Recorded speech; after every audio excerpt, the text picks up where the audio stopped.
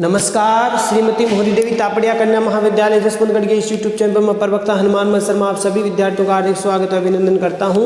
प्यारे विद्यार्थियों, बीए तृतीय वर्ष की कक्षा में हिंदी साहित्य विषय के अंतर्गत आधुनिक काव्य जो आपका प्रथम प्रश्न पत्र है, उसमें हम कवि गजानन माधव मुक्तिबोध जी की रचना लकड़ी का रावण जो है पढ़ रहे हैं। और ये जो कविता है इनकी चांद का मुंह टेढ़ा काव्य संग्रह में संकलित है। ठीक है प्यारे विद्यार्थियों, विगत वीडियो से हम गजानन माधव मुक्तिबोध जी की रचना लकड़ी का रावण पढ़ रहे हैं। तो इसमें हम 4 पद व्याख्या हम कर चुके हैं। हम देखिए आज अगली व्याख्या हम देखते हैं। पद देखते हैं कि अचानक भीतर के अपने से गिरा कुछ, खसा कुछ, नसें ढीली पड़ रही, कमजोरी बढ़ रही, सहसा आतंकित हम सब अभी तक समतुग शिखरों पर रहकर सुरक्षित जीवन की प्रकाशित कीर्ति के क्रम थे, अहम हुंकृति के ही यम नियम थे।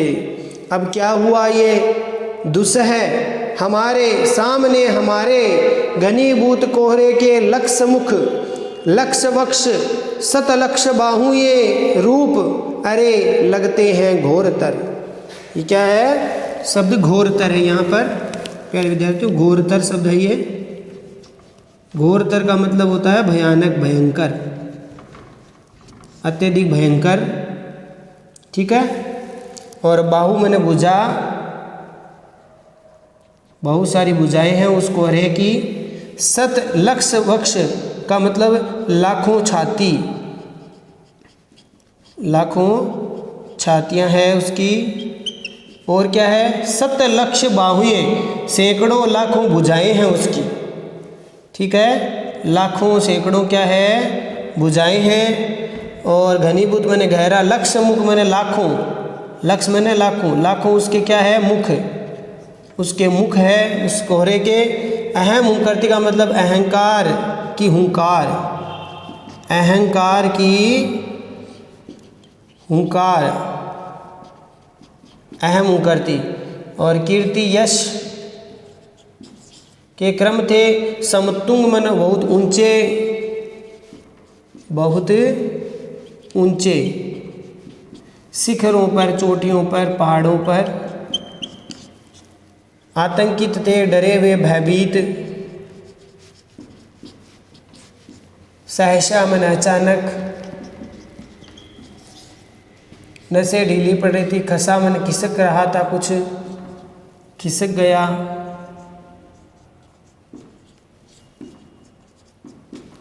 अपने अपने में यानी हृदय में, हृदय से गिरा कुछ, हृदय में, हृदय से कुछ गिरा। देखिए अब दूसरे का अर्थ होता है जिसे सहन करना कठिन हो, सहन करना कठिन हो, दुस्सह। ठीक है, इसका अर्थ हो गया। यम नियम है वो, ये योग साधना में होते हैं। यम नियम, नियम पूर्वक है वो, अपने कर्म को करना, यम नियम। देखिए प्यारे विद्यार्थियों, अब इसका अर्थ हम देखते हैं।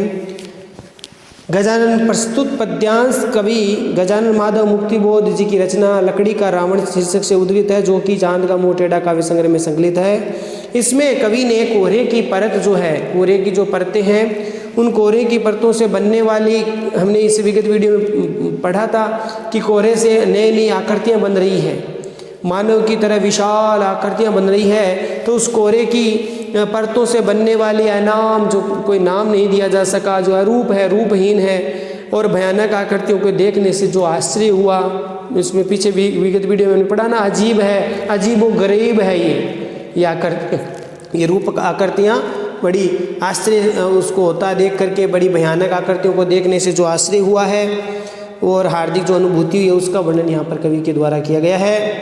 कवि कहते हैं कि अचानक भीतर के अपने से गिरा कुछ, खसा कुछ, नसें ढीली पड़ रही, कमजोरी बढ़ रही, सहसा आतंकित हम सब अभी तक समतुंग शिखरों पर रहकर सुरक्षित हम थे। तो यहाँ तक देखते हैं। अब देखिए कि कवि कहते हैं कि अचानक से ही उस समय चारों ओर जब कोहरा बढ़ रहा था, ऊपर की ओर चढ़ रहा था पहाड़ों की चोटियों पर, और उस समय कोहरे की तरह तरह की आकृतियाँ बन रही थी। और उस समय प्यारे विद्यार्थियों जो है ऐसा लग रहा था कि जैसे अचानक से अपने से का मतलब है अपने हृदय के भीतर से कुछ खसा माने खिसका, कुछ खिसका, हृदय के भीतर से कुछ गिरा, कुछ खिसका और कुछ विचित्र सी अनुभूतियाँ हुई। शरीर की नसें ढीली पड़ रही थी, नसें ढीली पड़ रही, यानी इस कारण से शरीर की नसें क्या हो रही थी, ढीली पड़ रही थी, कमज़ोर होने लगी, डरने लगे हम, कमज़ोरी बढ़ने लगी, कमजोरी बढ़ रही थी। सहसा आतंकित हम सब अभी तक समतुंग शिखरों पर रहकर सुरक्षित थे, और सहसा मन अचानक से ही हम आतंकित भयभीत हो गए, और हम अभी तक जो अपने आप को ऊंचे चोटियों पर रह करके, अपने आप को ऊंची चोटियों पर समझ करके, शिखरों पर समझ करके स्वयं को सुरक्षित महसूस कर रहे थे, लेकिन वह जो कोहरा है वो ऊपर की ओर बढ़ता जा रहा था, और वह तरह तरह की भयानक आकृतियाँ उसकी थी, अरूप अनाम आकृतियाँ बढ़ रही थी उस कोहरे की। तो इस कारण से सहसा आतंकित एवं भयभीत होकर के जो है हम अपने आप को ऊंचे शिखरों पर जो हम सुरक्षित समझ रहे थे, लेकिन अब वैसा अनुभव अभी नहीं हो रहा था, अब हम सुरक्षित नहीं थे, ऐसा लगने लगा। जीवन की प्रकाशित कीर्ति के क्रम थे, अहम की उन्कृति के ही यम नियम थे।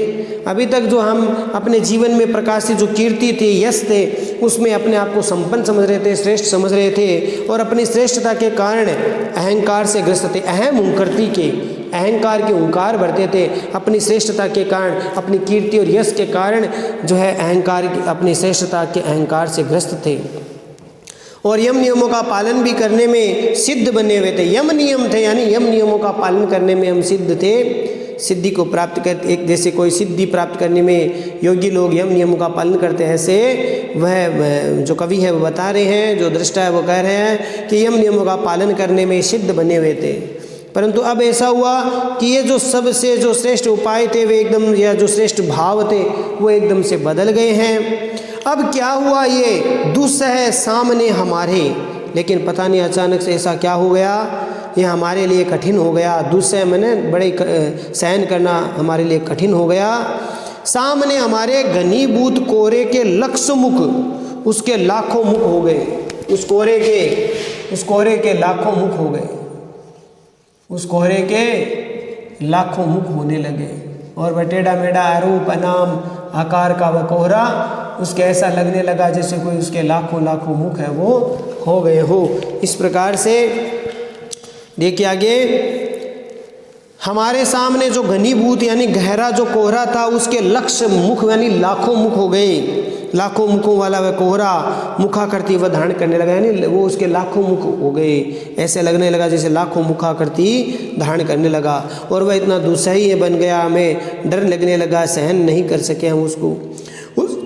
उसके लाखों मुख थे, तो साथ साथ उसके लाखों मुख के कारण लाखों मुख के समान ही लाखों छातियाँ भी थी, उसका लक्ष्य वक्ष यानी लाखों छातियाँ थी, और उसी के अनुपात में 7 लक्ष बाहु, सैकड़ों लाखों उसकी भुजाएं भी थी, उस कोहरे से बनी हुई उस आकृति के सैकड़ों लाखों भुजाओं वाली वह आकृति रूप धारण करने लग गई। तो लक्ष्य बाहु ये रूप, ऐसे रूप वाला जो लाखों छातियों, लाखों मुखों वाला, लाखों छातियों और लाखों हाथों वाला विशाल भयानक आकार धारण करने वाला रूप हमें दिखाई देने लगा उस कोहरे का। और वह घनीभूत कोहरा अनेक प्रकार के जो है आकृतियाँ बनाने लगा, और वह आकृतियाँ क्या थी, लगते हैं घोरतर, अरे लगते हैं घोरतर, यानी ये जो कोहरे से बनी हुई जो आकृतियाँ हैं वो बड़ी भयानक विशाल और भयंकर लगने लगी। घोरतर मैंने अत्यधिक भयंकर लगने लगी, यानी कहने का तात्पर्य है कि जो कोहरे से बनी हुई आकृतियाँ वो बहुत ही भयानक डरावनी लगने लगी। अनुभूति का जो हृदयगत क्रम था, हृदयगत क्रम बना रहने के कारण ऐसा आभास होने लगा, कवि का कल्पना ऐसी होने लगी। तो इस प्रकार से यहाँ पर कोहरे से बनी हुई आकृतियों से कवि कहते हैं कि भयभीत होने लगे। उसमें विशाल मुखों वाला, विशाल छाती वाला, विशाल लाखों लाखों छाती वाला, लाखों लाखों हाथों वाला एक आकृति कोहरे की बनने लगी, और उससे देखकर हम सहसा जो है डरने लगे। जहाँ जब पहले जो हम शिखरों के उच्च शिखरों पर अपने आप को सुरक्षित मान रहे थे, हम अपनी श्रेष्ठता का अहंकार कर रहे थे, लेकिन अब ऐसा भाव बिल्कुल भी नहीं रहा। अब हम उस कोहरे से बनी हुई वो ऊपर की ओर उठ रही है, ऊपर की ओर रही है मतलब समाज में जो विसंगतियाँ या बुराइयों रूपी जो रावण हम कह सकते हैं, बुराइयों रूपी जो विशाल लाखों मुखों वाली जो बुराइयों का ये जो पुतला है या बुराइयों का जो भाव है वो किस प्रकार से समाज में प्रदूषित कर रहा है, समाज को विकृत करता जा रहा है। तो इस कारण से कवि डर रहा है कि ये भाव इसका हो रहा है। विशेष वाले पॉइंट में प्यारे विद्यार्थियों को लिखना है स्वानुभूति का, कवि की स्वानुभूति का प्रतीकात्मक चित्रण किया गया है। और उच्च भावों से भरा हुआ जो हृदय है वो कल्पना से भ्रमित होने के कारण जो है भयभीत होने लगा है। उच्च भावों से भरा हुआ कवि का जो हृदय है वो कल्पना के कारण भ्रम से भी भयभीत होने लग गया है। और योग में 8 अंग बताए जाते हैं जिसमें यम भी आता है। यम के 8 अंग होते हैं और जो है योग में यम के नियम है क्या कि जो कोई महान कार्य है, किसी महान नैतिक जो कर्म का संयम और संयम पूर्वक जो पालन किया जाता है, नित्य जो कर्म साधना है, कर्तव्य साधना, उसको यम कहा जाता है, ये नियम कहा जाता है। ठीक है। और यम 10 बताए जाते हैं। उसमें प्यारे विद्यार्थियों ब्रह्मचर्य है, दया है, शांति है, दान है, सत्य है, अहिंसा है, असत्य का अर्थ होता है चोरी नहीं करना, माधुर्य है, दम है, आर्जव है, आर्जव का मतलब होता है सीधापन, सरलता। तो इस प्रकार से 10 यम होते हैं। तो इसका नियम का पालन करना, यम नियमों का पालन करना, तो उससे श्रेष्ठता सिद्धि की प्राप्ति होती है। अनुप्रास, यमक और रूपक अलंकार की प्राप्ति हो रही है। अनुप्रास, यमक, रूपक अलंकार की प्राप्ति यहाँ पर हो रही है। ठीक है। तत्सम तद्भव शब्दावली में सिद्ध रचना है, भावानुरूप है, ये आप ले सकते हैं। ठीक है। अगला पद देखते हैं प्यारे विद्यार्थियों। जी नहीं वे सिर्फ कोरा नहीं है, जी नहीं वे सिर्फ कोरा ही नहीं है, काले काले लोहे के लगते हैं वे लोग, काले काले लोहे के लगते हैं वे लोग। हाय हाय कोरे की घनीभूत प्रतिमा, या भरमाया मेरा मन। उनके वे स्थूल हाथ मनमाने बलशाली, लगते हैं खतरनाक, जाने पहचाने से लगते हैं मुखवे। डरता हूँ उनमें से कोई हाय सहसा न चढ़ जाए, उतुंग शिखर की सर्वोच्च स्थिति पर। पत्थर व लोहे के रंग का ये कोहरा, पत्थर व लोहे के बनाए रंग का ये कोहरा। तो इस पद में गजानन माधव मुक्तिबोध जी द्वारा रचित कविता लकड़ी का रावण शीर्षक से उद्भूत है। और इसमें कवि ने पौराणिक जो मिथक है उनको लेकर के मानव मन में प्रचलित जो अंध श्रद्धा है या अंध आस्था है और या जो भ्रम है उसका वर्णन इसमें किया है। और मानव की जो तरह तरह की बुराइयों रूपी जो रूपा करती है उनको देख करके कवि यहाँ पर भयभीत हो रहे हैं। अब देखिए कवि आगे वर्णन करता है कि जी नहीं वे सिर्फ पूरा ही नहीं थे। कवि कहता है कि ये जो छोटे बड़े पहाड़ों के ऊपर जो बादल या समस्त सारी सृष्टि की जो भौगोलिक परिवेश के ऊपर जो घने बादलों की जो परतें थी वो केवल कोहरा ही नहीं थी। जो परतें थी बादलों की घनी वो कोहरा ही नहीं थी, वे सिर्फ कोहरे नहीं थे, वो क्या थे? काले काले पत्थर व काले काले लोहे के लगते हुए लोग। वे कोहरे में बनी हुई जो आकृतियाँ थी वे ऐसा लगता था उनको देख करके जैसे कोई काले पत्थरों की या काले काले लोहे से बने हुए लोगों के समान लगती थी। वो कोहरे की बनी हुई आकृतियाँ कैसे? काले काले पत्थरों की, काले काले पत्थरों से या काले काले लोहे से बनी हुई लोगों की आकृतियाँ थी। और उन्हें देख करके जो है अनेक रूपाकृतियों का एक तरह से भ्रम होने लग जाता था। हाय हाय कोहरे की घनीभूत प्रतिमा है या भरमाया मेरा मन। यानी कवि यहाँ कह रहे हैं कि जो घनीभूत का मतलब गहरी, प्रतिमा मैंने वैसे मूर्ति होती है। ठीक है। वो सिर्फ कोहरे ही नहीं थे, ऐसा लगता था जैसे काले काले लोहे के लोग हैं। भरमाया यानी भ्रमित हुआ, मेरा मन भ्रमित हो रहा था उनके स्थूल बड़े बड़े विशाल हाथों को देखकर। मनमाने बलशाली यानी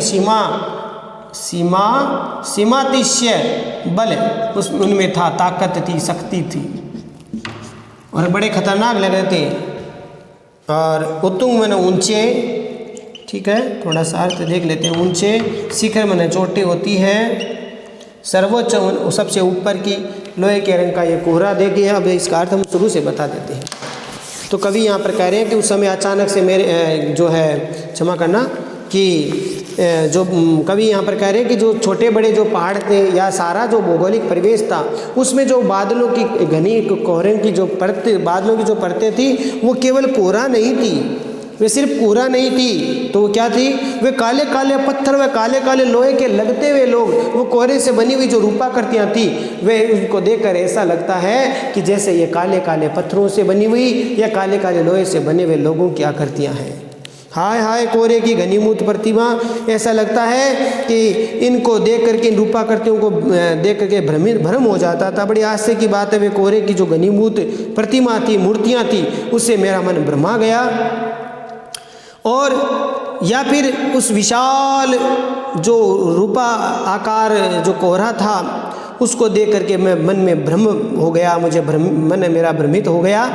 और उस विशाल आकार की कोहरे के विशाल विशाल हाथ हैं, बड़े बड़े हाथ हैं, और उन हाथों में क्या है, मनमाने बलशाली लगते हैं, खतरनाक। उन कोहरे के बने हुए जो मानव है, जो लोहे और पत्थर के समान, मूर्तियों के समान लगते हैं, वो कोहरे की बनी हुई आकृतियाँ किस तरह से लगती है, काले काले पत्थरों की या बड़े काले काले लोहे से बनी हुई जो रूपाकृतियाँ हैं लोगों की, वो इस प्रकार से लगती है। विशाल उसके हाथ है, विशाल वक्षस्थल है, ऐसे विशाल हाथों वाले उन रूपाकृतियों को देखकर लगता है कि उन हाथों में मनमाना बल है। मनमाने बलशाली का मतलब अतिशय बल है, सीमा अतिशय बल है, जिसकी कोई सीमा नहीं, ऐसी ताकत, ऐसी शक्ति उन हाथों में है। लगते हैं बड़े खतरनाक, ऐसे जो यहाँ पर बुराइयों का प्रतीक बताएं कि ऐसे समाज के जो बुरे लोग हैं, जो बुराइयों पर आतंकवादी की तरह जैसे लोग रहते हैं, ऐसे लोग समाज को डराते हैं, भयभीत करते हैं, और उनकी ताकत है वो भयानक होती है, बलशाली होते हैं। तो कोहरे से बने हुए मानव की जो रूपाकृति है, उनके बड़े बड़े हाथ हैं, विशाल लगते हैं, उनके हाथ बड़े विशाल लगते हैं, और उनमें मनमाना जोर है, ताकत है, बल है, और वे अत्यधिक क्या लगते हैं, खतरनाक लगते हैं, खतरनाक। और ऐसे लोग बड़े खतरनाक लग रहे हैं, यानी वे जो कोहरे क्या करते हैं, बड़ी खतरनाक लगती है। यहाँ प्रतीकात्मक रूप में प्यारे विद्यार्थियों कहना चाहते हैं कि समाज में व्याप्त जो बुरे लोग हैं, उनकी ताकत बहुत अधिक है, और वे अच्छे लोगों को दबाना चाहते हैं या समाज की अच्छाइयों को मिटाना चाहते हैं। और उनके मुख वो जाने पहचाने से लगते हैं, कभी कहते हैं जाने पहचाने से लगते हैं मुख, वे ऐसे लोग बड़े जाने पहचाने से लगते हैं। इस तरह से उन्हें देख करके डरता हूँ कि उनमें से कोई हाय सहसा न चढ़ जाए। इन जाने पहचाने लोगों को देखकर ऐसा भी लगता है कि ये जो कोहरा है या ये जो बुरे लोग हैं, ये कहीं अचानक से ही ऊपर न चढ़ जाए, जो हम सुरक्षित अपने आप को समझ रहे हैं उत्तुंग शिखर में, सर्वोच्च शिखर की स्थिति पर जो अपने आप को सुरक्षित समझ रहे हैं, कहीं वो अचानक वहाँ तक न चढ़ जाए, सहसा ऊपर न चढ़ जाए। और इसकी आशंका भी बनी रहती है, डर लगता है कि कहीं वहाँ तक ना पहुँच जाए। ऊंचे पर्वत की सबसे ऊंची जो जगह है, सर्वोच्च स्थिति पर, सर्वोच्च स्थिति यानी सबसे ऊंची जगह पर या चोटी पर, पत्थर व लोहे के रंग का ये कोहरा, वहाँ पर ये काले पत्थर व लोहे के रंग का कोहरा भ्रम और आशंका से उत्पन्न बना ही रहता है। ऐसा लगता है कि ये कोहरा वहाँ ऊपर तक, सर्वोच्च शिखर तक पहुँच जाएगा, वहाँ तक अपनी बुराइयों व्याप्त कर देगा। तो इस प्रकार से काले पत्थर और काले रंग के जो लोहे के रंग का जो कोहरा है, वो भ्रम और आशंका उत्पन्न कर रहा है, डर उत्पन्न कर रहा है, आतंकित कर रहा है। विशेष वाले पॉइंट में प्यारे विद्यार्थियों आपको लिखना है, कवि की कल्पना का और प्रतीकात्मकता का बड़ा सुंदर चित्रण किया गया है। अनुप्रास रूपक और उत्प्रेक्षा अलंकार का प्रयोग इसमें किया गया है। अनुप्रास रूपक और उत्प्रेक्षा अलंकार का प्रयोग इसमें किया गया है। तत्सम तद्भव शब्दावली मिश्रित रचना है, भावानुभूति उचित है, शब्दावली भावानुरूप है, यह आप लिख देंगे। ठीक है प्यारे विद्यार्थियों, थोड़ा सा प्रतीकात्मक शैली का ये पाठ है, और यहाँ पर कोहरा जो है या जो विभिन्न प्रकार की जो आकृतियाँ बन रही है कोहरे की, वो प्यारे विद्यार्थियों बुरे लोगों की, जो आतंकवादी जैसी श्रेणी में लोग आते हैं, जो बुराइयाँ हैं, जो रावण की तरह उनका जो करते हैं, ऐसे लोग समाज को अच्छे, जो जहाँ अच्छा वातावरण है उसको भी खराब करने पर तुले हुए होते हैं, और ऐसे लोगों में बहुत बल होता है। ये बात यहाँ पर कहनी जा रही है। ऐसे लोगों की भयानकता को देख करके कभी डर रहा है, यहाँ पर जो दृष्टा है वो भयभीत हो रहा है कि कहीं वहाँ तक ना पहुँच जाए, कहाँ पूरी तरह से अच्छाइयों को न नष्ट कर दे। तो प्यारे विद्यार्थियों, आशा करता हूँ ये पद आपको समझ में आ गया होगा।